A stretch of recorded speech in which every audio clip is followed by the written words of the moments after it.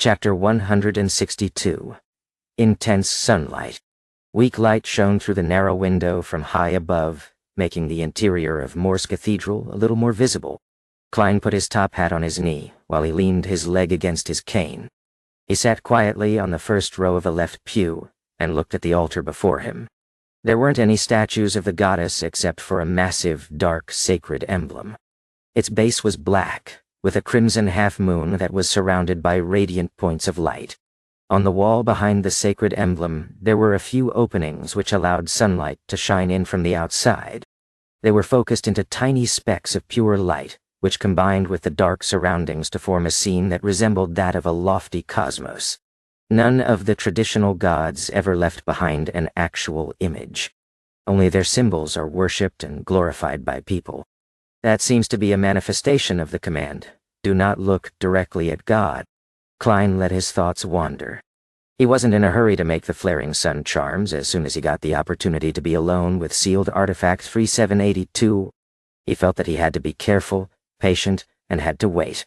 Within the first 15 minutes, it was possible that Leonard and Kenley would enter at any moment to remind him about points that he should take note of.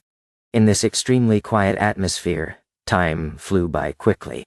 Klein suddenly snapped back to his senses as he took out his silver vine-leaf pocket watch, flipped it open, and took a glance.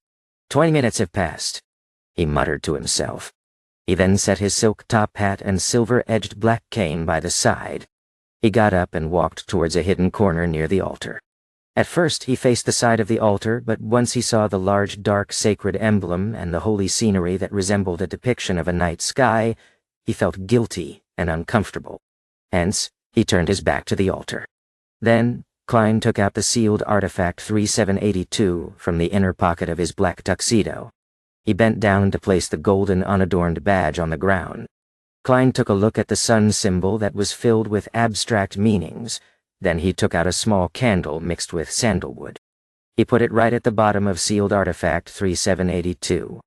That was the dualistic ritual that he learned from the eternal blazing sun.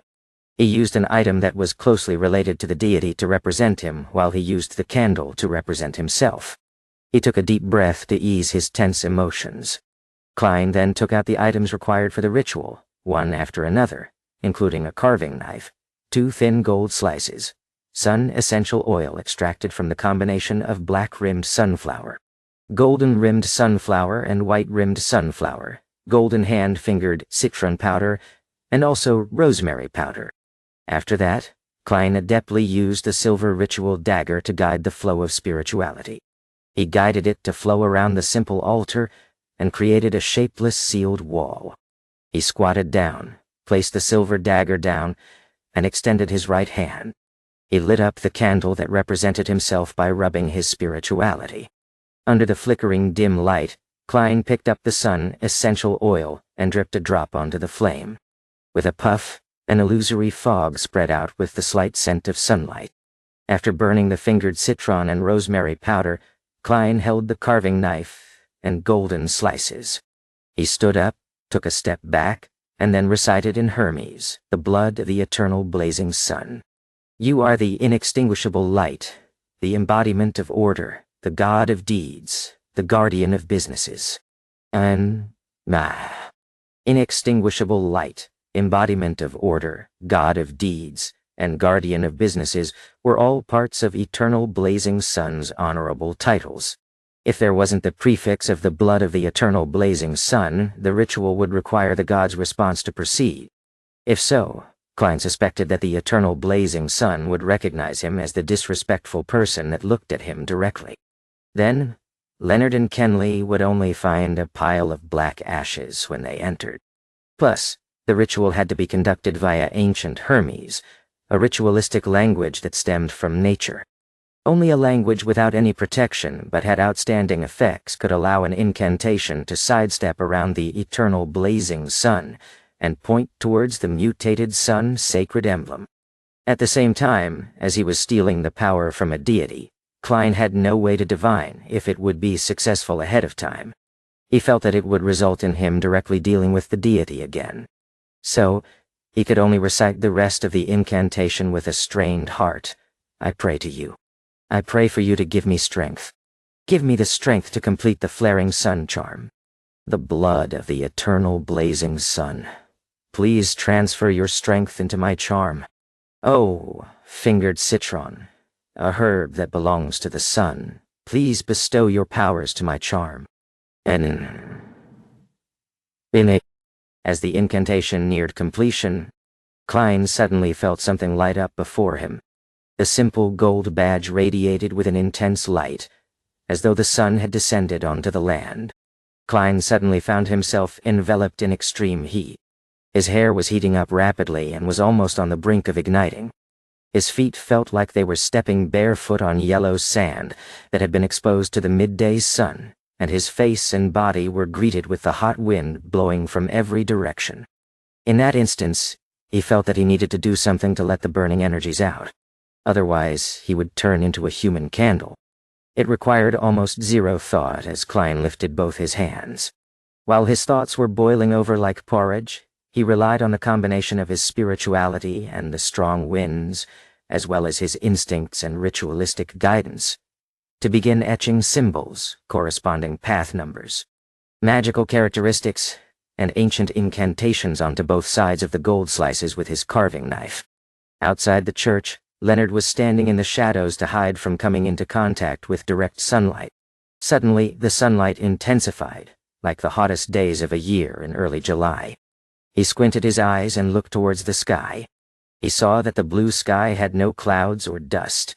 It was so pure that it made people gasp with admiration. Such strange weather. Beside him, Kenley also noticed the changes in the sunlight. Leonard responded with a smile when he suddenly turned his head.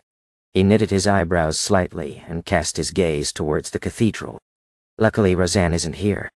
Otherwise, she would be complaining about the sun tanning her skin.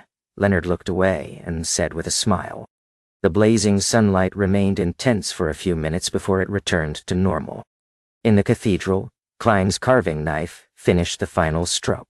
As he finished the magical characters that represented light, the spirituality on both sides of the gold slices suddenly melded together as the light converged onto the metal. No, this is even closer to godhood. Klein was finally relieved from the boiling and burning sensations.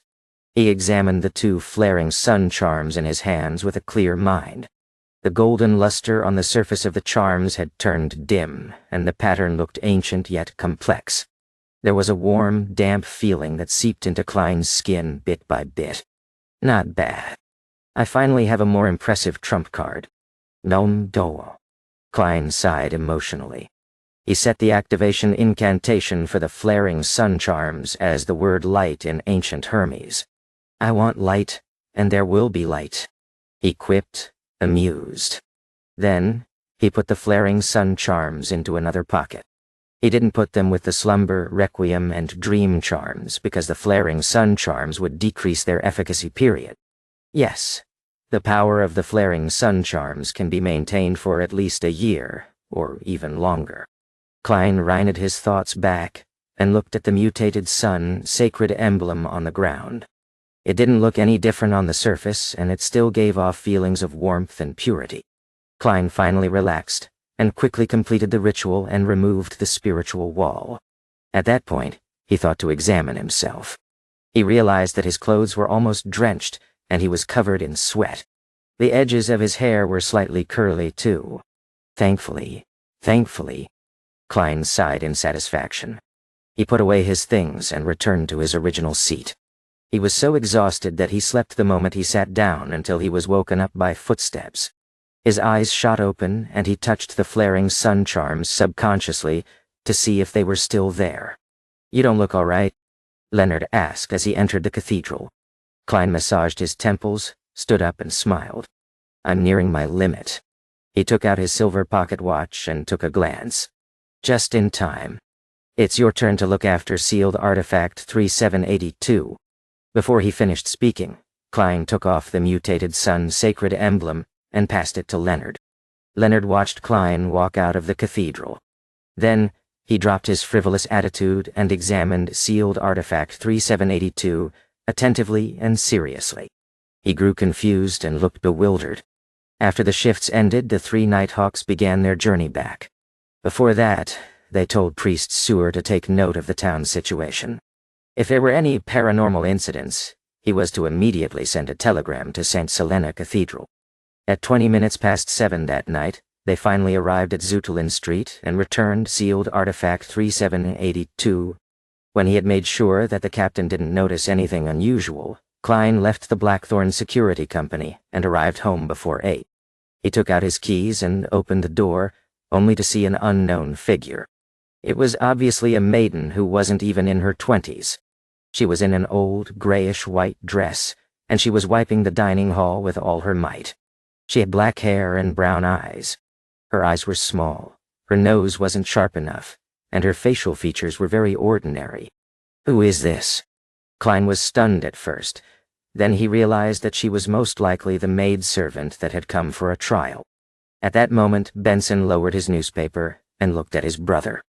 He smiled and said, "A company that doesn't allow employees to leave the office on time is annoying. But it provides a salary that can counteract any kind of dissatisfaction," Klein replied with a laugh. "When Miss Justice's £300 reach me, I'll inform Benson and Melissa about my raise to £6 a week. That way they would worry less about our family's finances." Klein thought as he put his cane aside and took off his top hat. He walked to the living hall and lowered his voice as he asked, "Have you made a choice?" He had divined the information of the 3 maidservants the day before, and he had found that all 3 were suitable. Hence, the decision was left to his brother and sister. "Yes, Bella. Weekly salary of 5 soldi. She's very willing and also capable of learning cooking. She hopes that she can become a home chef, at which point her weekly pay will double. Her father is a factory worker at the Tingen Steelworks Union factory, and her mother is a laundry worker," Benson replied with a chuckle. "Of course, another thing that led Melissa and me to the decision is that the other 2 servants believe in the Lord of Storms, and she is a believer of the goddess. I personally don't mind the believers of the Lord of Storms, but Melissa didn't quite like the idea. And, it wasn't that Melissa didn't like it. A more accurate description would be I grieve at their misfortune and am infuriated at their refusal to resist." "Yes," it was said by Lu Xun. Klein recalled his sister's behavior and revealed a smile. Benson didn't elaborate further. He put down the newspaper and stood up. "Since you're back, let's have dinner." "In." The next day, Klein entered the Blackthorn Security Company in a good mood. "Good morning." Roseanne looked to the left, and then the right. Then she said, "Old Neil is sick. Let's go and visit him at noon." "What say you?" "Old Neil is sick?" Klein asked in surprise. Could it be that the ritual for treating diarrhea caused severe constipation? Well, from the way he acted after learning of the acting method, it's not impossible for him to suddenly fall sick. He's getting old, so once his mind turns frail, his body would also suffer from those ramifications. Roseanne nodded and said, "Yeah." He sent someone to the captain to request some time off. Klein nodded slightly. "Let's visit him at noon." Sigh. Old Neil sure is pitiful. His wife passed away early, and his son is busy in some other city. When he's sick, all he can do is stay at home in loneliness and helplessness. That was the first thing he recalled from his first visit to old Neil's house. Listening to Klein's sigh, Roseanne opened her eyes wide and asked in shock, "When did old Neil get married?"